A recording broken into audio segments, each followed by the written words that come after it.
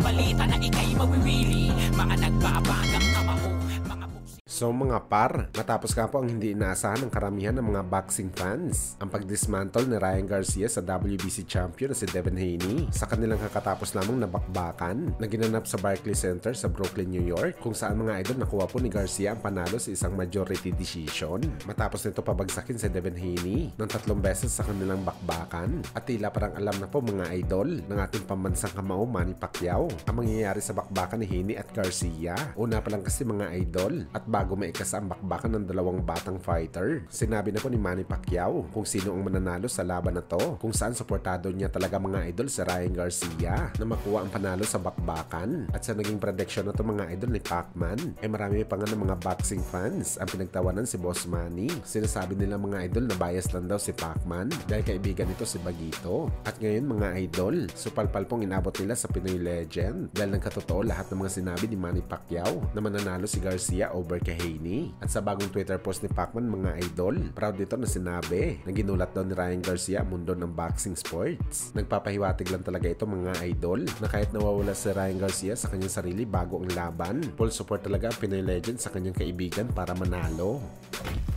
Samantala speaking sa pagkapanalo ni Ryan Garcia mga idol sa laban kay Devin Haney, marami tuloy ng mga tao ang natalo ng malaking pera sa pustahan kontra kay Bagito. Sobrang yamado kasi mga idol si Boy Ilong, halos minus 900, at bulto-bulto naman mga idol ang pumusta kay Ryan Garcia. Talagang pumaldo sila ngayon mga idol dahil plus 550 si Bagito. Ibig sabihin ng $100 mo, magiging $550.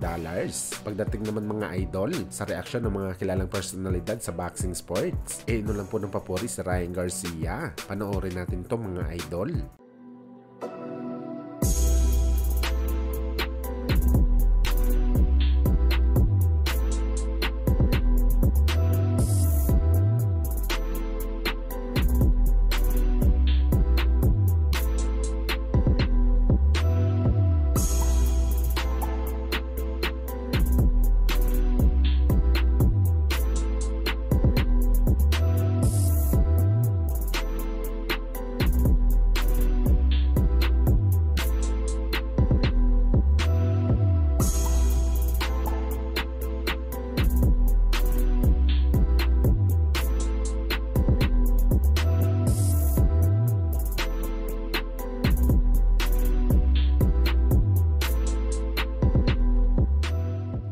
Samantala gayon naman mga idol, kahit talo man si Devin Haney sa laban kay Bagito, ayon sa presidente ng WBC na si Mauricio Sulaiman, mananatili pa rin daw si Devin Haney na WBC champion. Resulta ito mga idol ng pag-overweight ni Ryan Garcia.